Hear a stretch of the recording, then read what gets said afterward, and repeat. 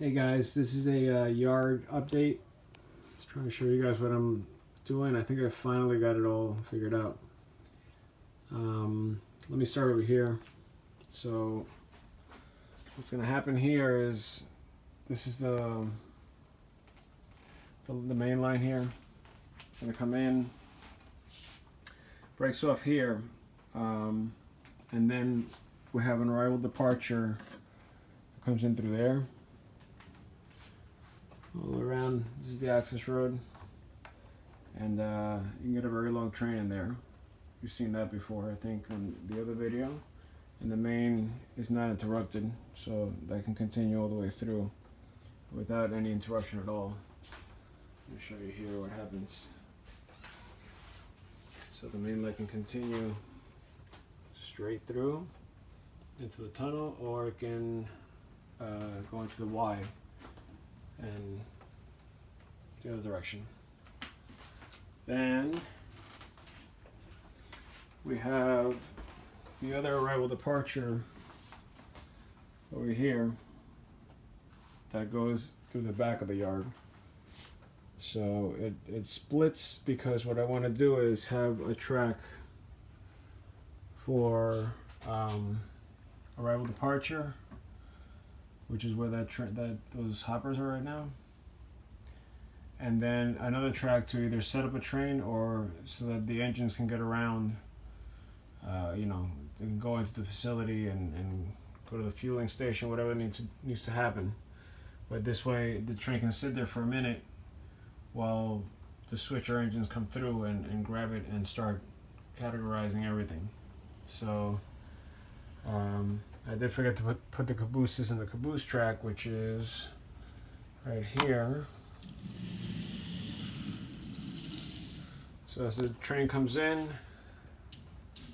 the cabooses can get dropped off either by, in this direction, just backing in, or from this direction, which I kind of like because I don't know which way the trains might come in for that particular part, so I want to have options for that.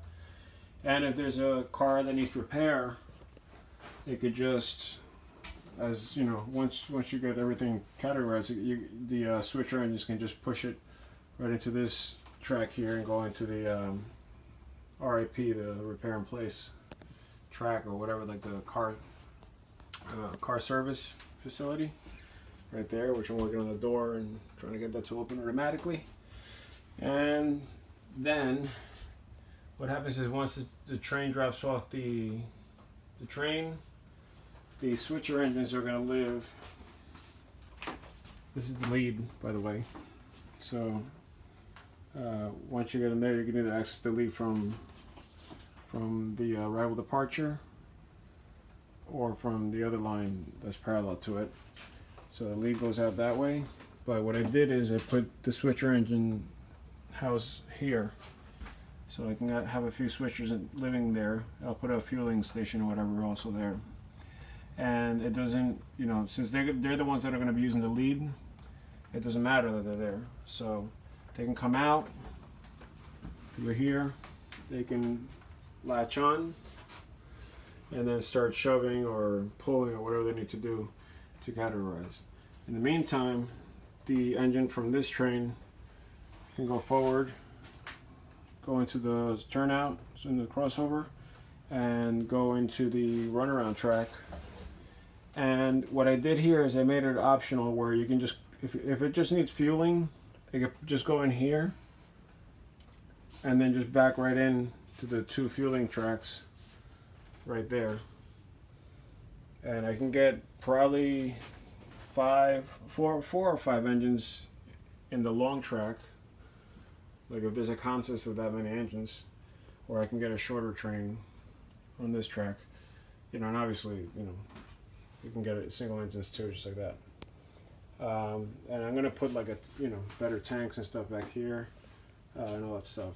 And then if it needs to go into the engine house or just be parked, it can just continue instead of going into that break right here. It could just continue while the other train's being switched. It doesn't matter. It's not interrupting.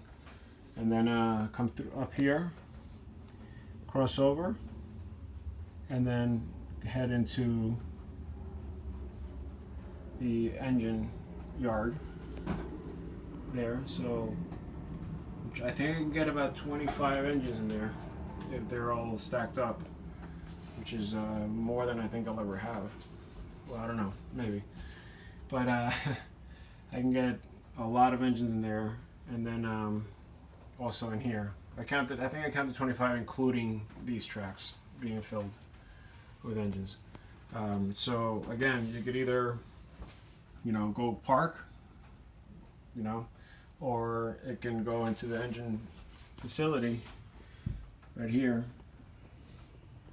And I decided to do it this way and not through track, because the through tracking takes up so much space. I was eating up my entire yard just trying to get the back tracks to fit.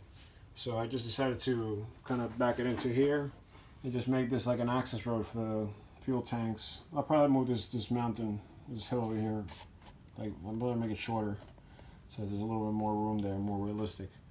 But I was a little limited with that space there.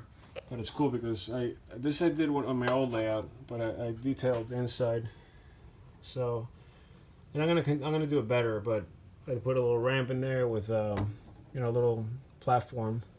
Still gotta get staircase, and then I put some junk, some wheels and stuff, tanks, and all that stuff. I'm gonna put a crane in the middle.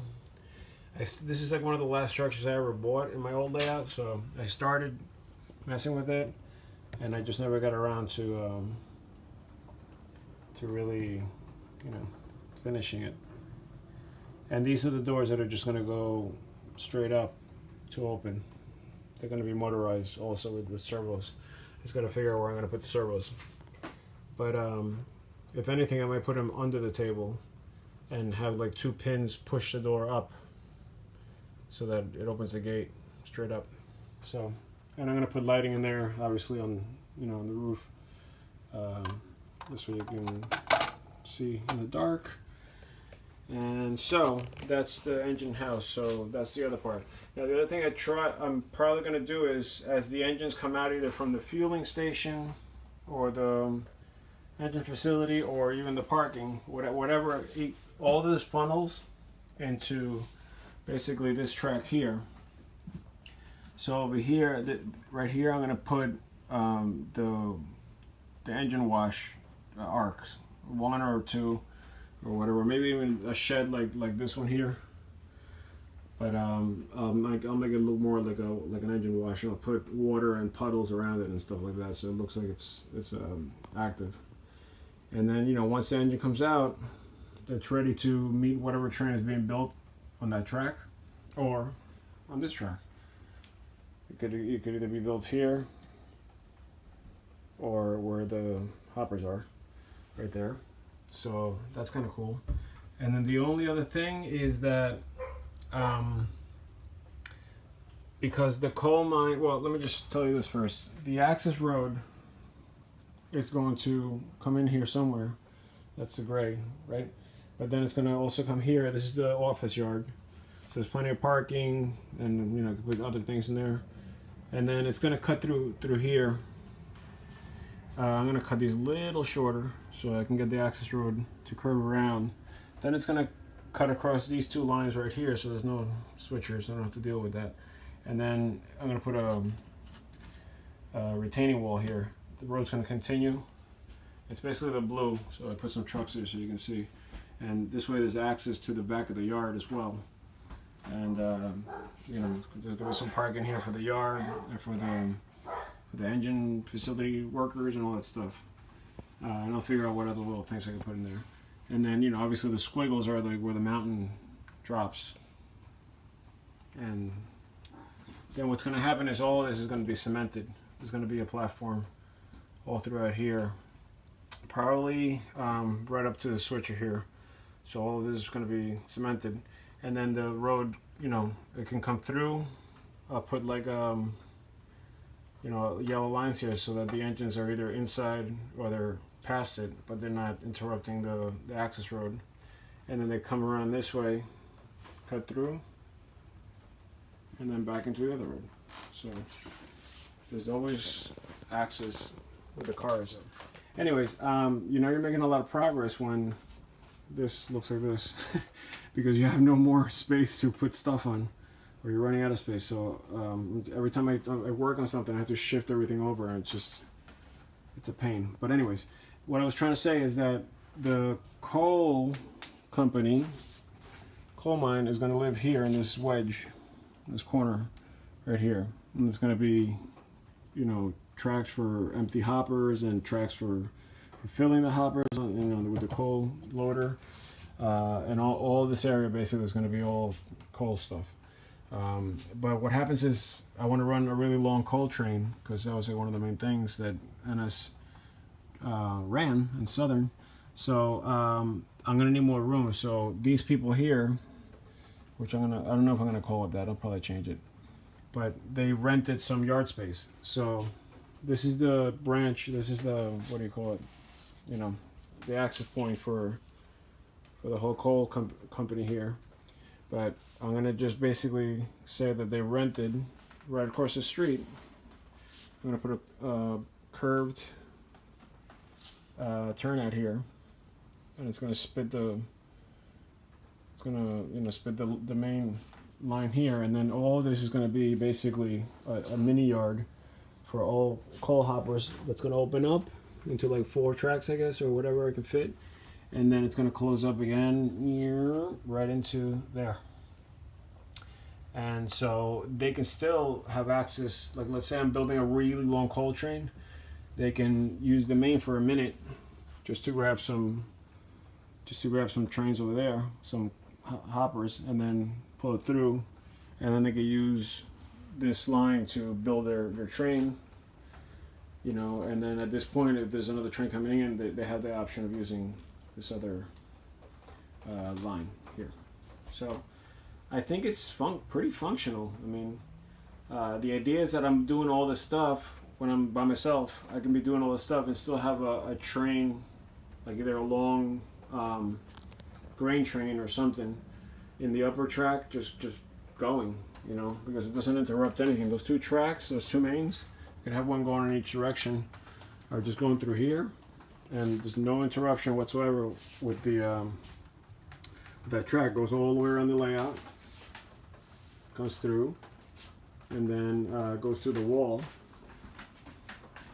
you know, down Saluda into this tunnel, goes around the peninsula, goes back up, and then through the wall again, and then you're back to where it started before. So this thing can just be running around, you know, slowly, and you won't see it for a while, which is kind of nice, because you'll see it here, but then it'll disappear into the closet, and then you won't see it for a while, and then it'll pop out over there, but now it's on the other side. So it's kind of cool. It'll seem like it's somewhere else. So the next time you actually see it here again would be, I timed it, it's about 9 minutes, or maybe even longer before it gets here again, because I'm running it very, very slow. That was the other interruption. Anyways, yeah, so it'll be cool because the train will disappear for a while. The only problem I'm going to have is on the grades. I mean, if I run 3 or 4 or even 5 engines, I don't think I'll have to worry about that, because it'll be enough power to run it up and down smoothly. I don't think it'll slide that much. But I have run it with just 1 engine, and it slides a little bit with the weight on the way down, because 2% is like the least grade, or the smallest grade I was able to do here. And even though I flattened it right there to like let the train catch its breath there, and traction, it's still, you know, it's still climbing a little bit more. Anyways, so that's that. And you know, all this stuff is not finished, but I have a lot of it finished. All of this is glued. Basically the whole side is glued. These lead tracks are glued, and all the wires are in, as far as frogs and stuff. And then I glued this too. This is all glued. So that's solid. That's solid. It's just from here on, all this side needs to get glued down, and